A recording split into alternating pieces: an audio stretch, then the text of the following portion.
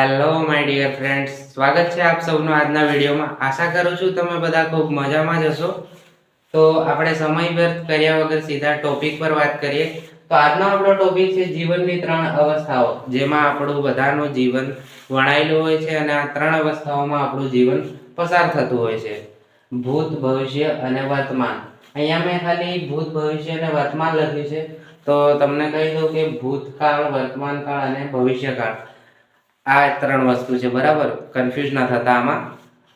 અને આમ તો બધાને ખ્યાલ હશે જ ગુજરાતીમાં કે આ બધી ત્રણ અવસ્થાઓ શું છે, પણ આજે આપણે આને અંગ્રેજીમાં શીખવાના છે। ઇંગ્લિશમાં એને શું કહેવાય? તો બેસિકલી આને ભૂત એટલે પાસ્ટ, ભવિષ્ય એટલે ફ્યુચર, વર્તમાન એટલે પ્રેઝન્ટ, આ એમના ત્રણ નામ છે। આગળ આપણે આને સંપૂર્ણ રીતે સમજીએ, બરાબર? પણ એના પહેલા આપણે આનો ખ્યાલ, વિભાવના સમજી લઈએ કે આ ત્રણ અવસ્થાઓ કઈ રીતની હોય છે। સૌપ્રથમ આપણે વાત કરીએ ભૂતની। તો ભૂતકાળમાં એવી ઘટનાઓ હોય છે કે જે ઘટી ગઈ છે, હમણાં જે ચાલે છે એ નહીં, પણ જે ઘટના ઘટી છે અને પતી ગઈ છે। જેમ કે આપણે કોઈ એક વસ્તુની વાત કરીએ કે એક સમય આવો હતો, અહીંયા જે હતો શબ્દ આવ્યો એના પરથી આપણને ખબર પડે કે એ એક સમય હતો। આમ બોલવાથી તમે સમજી જશો કે હવે નથી, પહેલા હતું। તો આ જે હતો શબ્દ વાપરીને આપણે જે કંઈ પણ વાપરીએ છીએ એ બધું ભૂતકાળમાં આવશે। જેમ કે અમારા દાદા તો આવા હતા, અમારા પૂર્વજોએ આ બધું કર્યું હતું, અને એ સમયે તો બધા કેટલું સારું એમનું વ્યક્તિત્વ હતું। કંઈ પણ કહો તમે, જેમ કે હિન્દીમાં એક છે કે એક હીર થી એક રાંઝા થા, તો અહીંયા હીર અને રાંઝા થા વાપર્યું છે। તો અહીંયા થા અને ગુજરાતીમાં હતો, આ જે શબ્દો વપરાશે એ વાળા ભૂતકાળમાં આવશે, એને કહેવાશે પાસ્ટ ટેન્સ, બરાબર?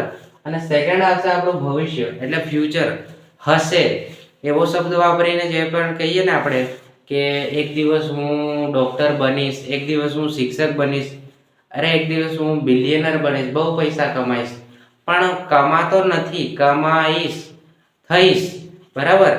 થયો નથી પણ થવાનો છે। આવી જે વસ્તુની આપણે વાત કરીશું એ હશે ભવિષ્યકાળ, ફ્યુચર આપણું, બરાબર? અને ત્રીજું છે વર્તમાન કાળ, જે હાલમાં ચાલી રહ્યું છે, ઓન ટાઈમ, જે આપણી જિંદગી ચાલી રહી છે, જે પરિસ્થિતિમાં એને વર્તમાન કાળ કહેશું કે આજે હું આ કરી રહ્યો છું, અહીંયા જાઉં છું, ફરું છું, ઘૂમું છું, ઢીકણા ફલાણા જે પણ છે ને એ બધી વસ્તુઓ આવશે આપણી વર્તમાન કાળમાં, પ્રેઝન્ટ, જે હાજર છે હાલમાં, બરાબર? જે છીએ એ ખરું।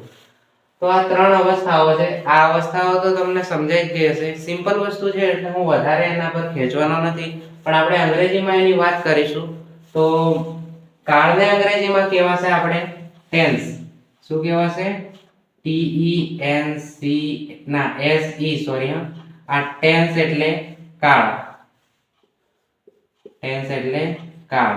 આપણે ત્રણ કાળ જે છે એ ભણવાના છે, અને તમે થોડું સ્ટ્રેસ ના લેતા, આપણે આરામથી ખેંચીશું સ્ટેપ બાય સ્ટેપ પાર્ટ લાવીને, કેમ કે આ ત્રણના 12 ભાગ પડે છે। આની અંદર બીજા ત્રણ છે, આની અંદર ત્રણ છે, આની અંદર ત્રણ છે, ટોટલ 9 જેવા જે છે ટોટલ બની જશે। પણ આપણે આરામથી શીખીશું, ટેન્શન નહીં લેતા। પહેલા આપણે વાત કરીએ વર્તમાન કાળની। તો વર્તમાન કાળમાં કઈ રીતે આવશે? અંગ્રેજીમાં આપણે શું લખીશું? એને પ્રેઝન્ટ ટેન્સ કાળ કહેવાય, એટલે વર્તમાન કાળને પ્રેઝન્ટ ટેન્સ, બરાબર? પ્રેઝન્ટ ટેન્સ એટલે વર્તમાન કાળ।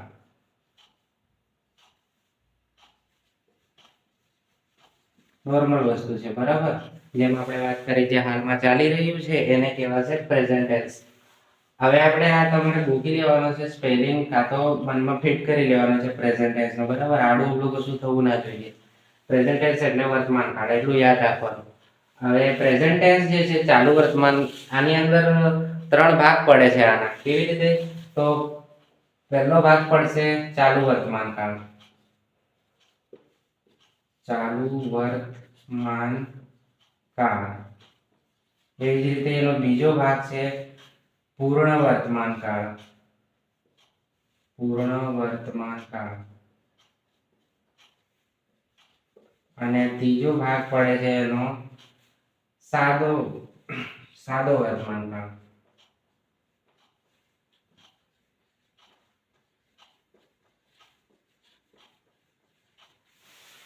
એવી જ રીતે જેમ આપણે અહીંયા ભાગ પડ્યા પ્રેઝન્ટ ટેન્સ એટલે વર્તમાન કાળ જે છે એના 3 ભાગ છે. ચાલુ વર્તમાન કાળ, પૂર્ણ વર્તમાન કાળ અને સાદો વર્તમાન કાળ. એવી જ રીતે આ ભવિષ્યકાળ અને ભૂતકાળ આ બંનેને પણ આવું સેમ આ જ વસ્તુ છે. જેમ કે ચાલુ વર્તમાન કાળ છે તો ચાલુ ભૂતકાળ પણ છે અને ભવિષ્યકાળ પણ છે. પૂર્ણ વર્તમાન કાળ છે તો પૂર્ણ ભવિષ્ય અને ભૂત બંને છે. સાદો ભૂત ભવિષ્ય બંને છે. એવી જ રીતે ટોટલ કેટલા થશે આપણી જોડે? 3 વર્તમાન કાળના, 3 ભૂતકાળના, 3 ભવિષ્યકાળના. ટોટલ આપણે 9 શીખવાના છે. અને આ 9 ના અલગ અલગ જુદા જુદા પ્રકારના નિયમ છે જે આપણે શીખવા ખૂબ જરૂરી છે. કારણ કે જ્યારે પણ તમે કોઈ સેન્ટેન્સ લખો એની અંદર ભૂલ થવાની શક્યતાઓ રહેલી છે જો એમના નિયમ ના ખબર હોય તો આપણે સૌપ્રથમ આપણે શેના નિયમ શીખીશું? પ્રેઝન્ટ ટેન્સના. વર્તમાન કાળમાં આપણે સાદો વર્તમાન કાળ પહેલા શીખીશું, પછી ચાલુ અને પછી પૂર્ણ વર્તમાન કાળ. આ 3 વસ્તુઓ સ્ટેપ બાય સ્ટેપ આપણે શીખીશું. એક સાથે મિક્સ ના થઈ જાય એના માટે આપણે પહેલા સાદા પર પૂરો ફોકસ કરશું અને આ બીજી વસ્તુઓ હમણાં બાકી રાખીશું. બરાબર? પણ તમે એટલું યાદ રાખજો કે ભૂતકાળમાં પણ 3 અવસ્થા છે, ભવિષ્યકાળમાં પણ 3 છે અને વર્તમાનમાં પણ 3 છે. બરાબર? ચાલુ, સાદો અને પૂર્ણ આ 3 અવસ્થાઓ છે બધામાં, 3 એટલું યાદ રાખજો. અને આજે આપણે ખાલી શીખવા જઈ રહ્યા છે સાદો વર્તમાન કાળ